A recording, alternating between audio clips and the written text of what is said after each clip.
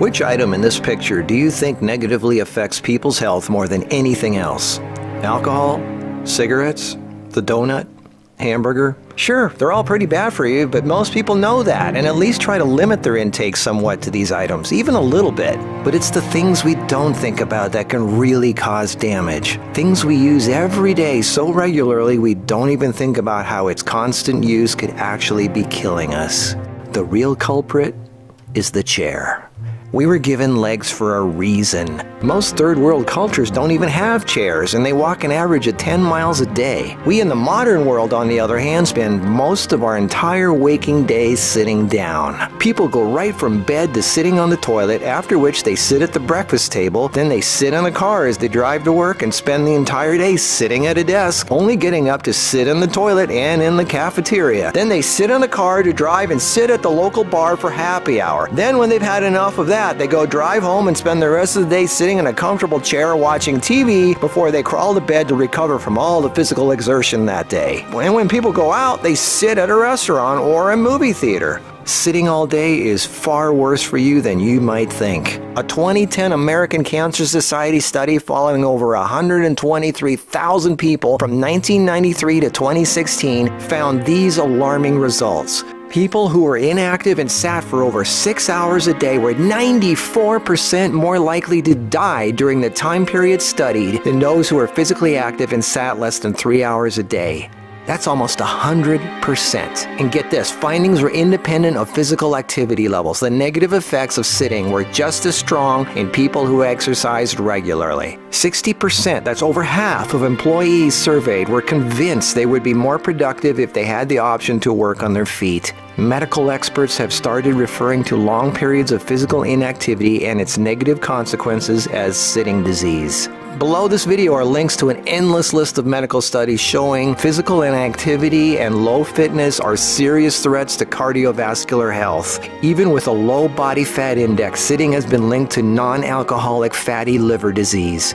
Studies showing differences in brachial and femoral artery responses to prolonged sitting. Studies showing reducing sedentary time may protect DNA. Sedentary lifestyle has been linked to depression. How sitting less increases muscle mass. Multiple studies linking diabetes to inactivity and sitting. Cells in idle muscles don't respond well to insulin, so the pancreas produces more and more, leading to diabetes. And how 5 minutes of standing every half hour can improve glucose metabolism and really help postmenopausal women who are pre-diabetic. Blood pressure drops when standing compared to sitting. A Cornell University study found that sitting more than 1 hour induces biochemical changes in lipoprotein lipase activity, that's an enzyme involved in fat metabolism, and glucose metabolism, leading to deposits of fats in adipose tissue rather than being metabolized by muscle, and increases heart attack risk, coronary heart disease, and kidney disease. This happens in both fit people who do regular aerobic activity and also unfit overweight people. This means regular exercise does not cancel out these effects of sitting the rest of the day. Sitting a lot is asking for trouble, no matter who you are.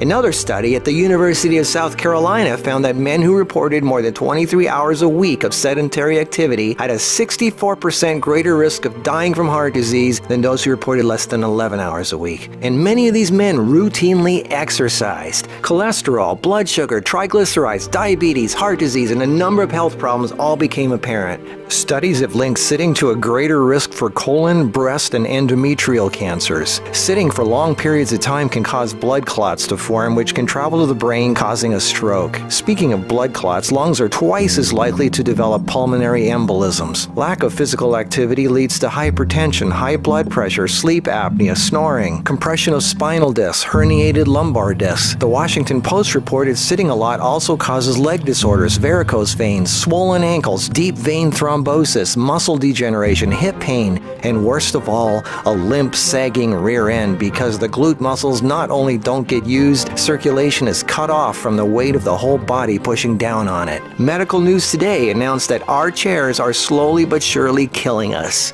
The links to all these studies are listed below this video. So what do? We have to work, right? Well, the first thing to have to look at, obviously, is our desk. It's actually becoming commonplace in many offices, factories, and even schools globally to switch to standing desks. They even have desks that instantly adjust from sitting to standing position and back down again as needed. Just Google standing desks and you'll get all kinds of companies. I myself use standing desks to do my video editing and even have a treadmill desk for doing my office work and online stuff. I find this much more effective than the bicycle desk I have for working on the computer. Even though my legs are moving, you're still sitting, and the leg muscles are not supporting the weight of the body. And this is why being on our feet is so important and effective.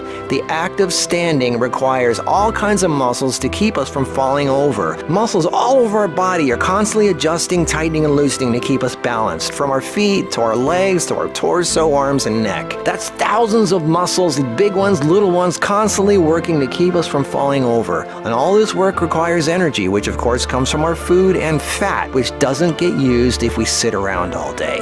So do as much as what you normally do standing up if you can. And if you can't, stand up every half hour for 5 minutes. Even if you don't do much, just stand up. And if you really want to get things moving, do some squats. And I don't mean 3 or 5, I mean 20 or 30. Take the stairs instead of the elevator. Throw out the TV and do more yard work. Clean up the house more. Do more repairs. Go to the park. Walk down the street, or just stand around. Anything. You are not designed to sit. You are designed to be upright. Half your body is legs. They are there for a reason. Use them.